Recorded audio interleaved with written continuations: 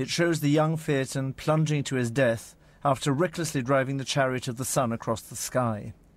The drawing is inscribed at the bottom with a message to Tommaso, saying, "Tommaso, if you don't like this drawing, let Urbino, my servant, know, and I'll do you another one, as promised, tomorrow evening. If you do like it, tell Urbino, and I will work this one up." And I think what you're looking at here is Michelangelo's own view of his relationship with Tommaso.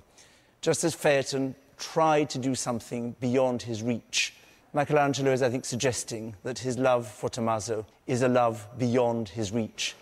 This is a wonderfully direct, intimate insight into the private heart of Michelangelo in the 1530s and into that consuming passion that would dominate his life for many, many years.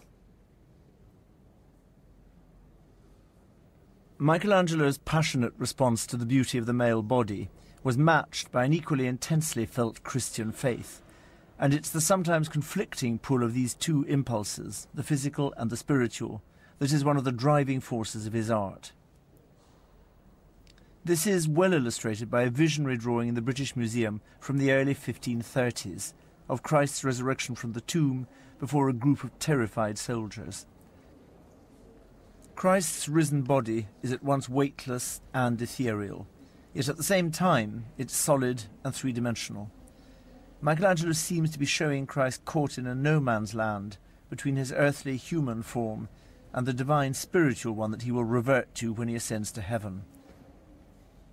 The sense that reality is being warped by this momentous event is underlined by the difference in scale between Christ and the scattering soldiers, a reversion to the pictorial conventions of medieval art, where the significance of a figure is conveyed by its relative size in the composition.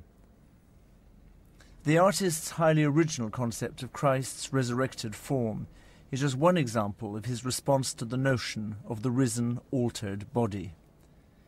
There's a theological issue raised by the resurrection drawing. How do our bodies after death differ from our earthly ones? This was central to the most significant painting commission of the final part of Michelangelo's life, the Last Judgment.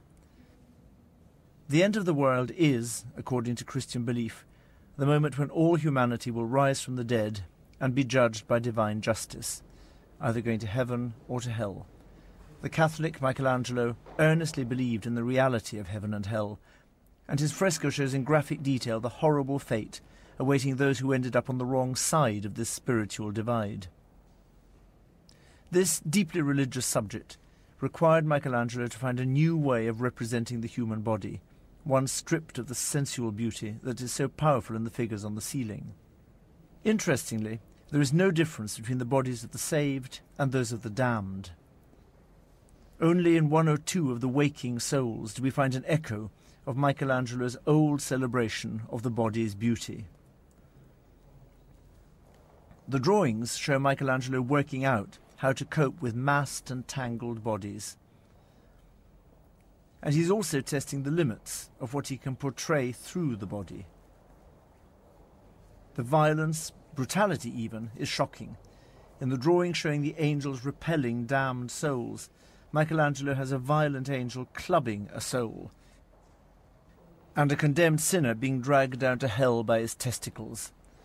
We are indeed a long way from the supremely positive moment of God's creation of Adam in his own divine image.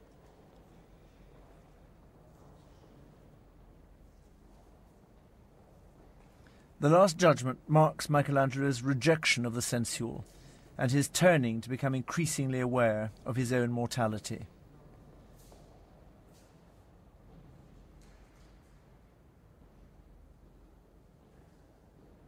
"Certain of death, but not yet of its hour," he wrote, "I know that life is short, and little of it left for me." His crucifixion drawings, made towards the end of his long life, explore his conflicting feelings of hope and dread as he approached death.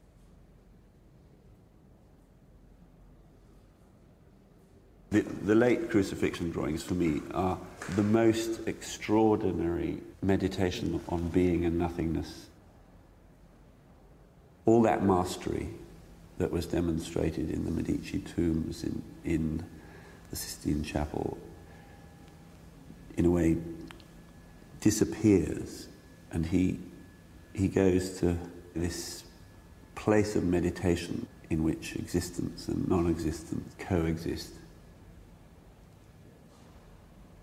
These two drawings, made when Michelangelo was well into his 80s, in the 1560s, are, I think, his own meditations on his imminent death and on his need for redemption.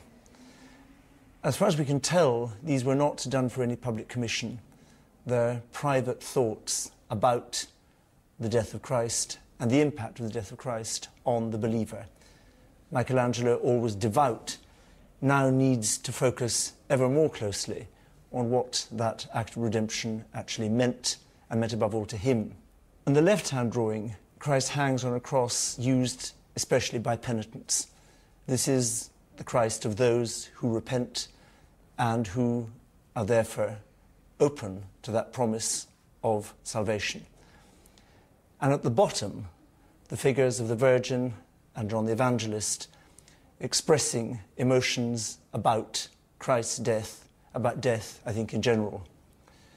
John, on the right, as we look at it, horror-struck, Michelangelo working and reworking that figure as he tries to get different emotions of John watching the death of the person he loves. And on the other side, the Virgin, where Michelangelo has used white to block out earlier drawings, earlier lines, to bring in new ideas about the mother looking at the dying son.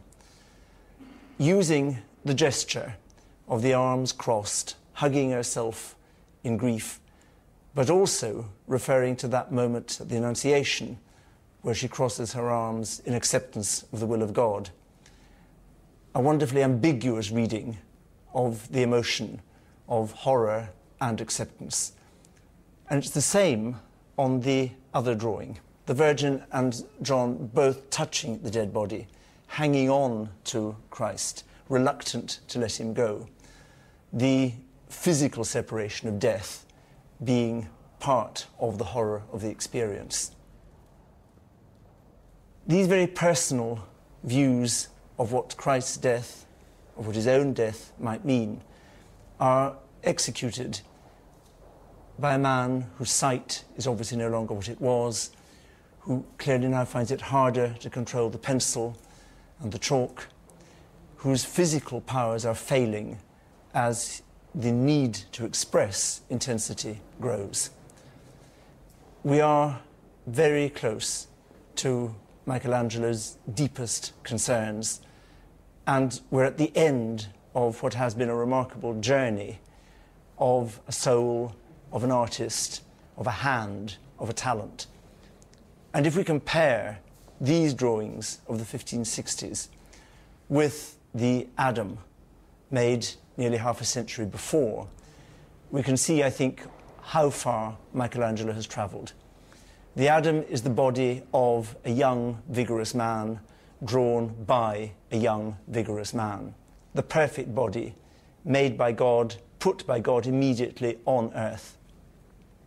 The Christ at the end is the body that the earth gives back to God.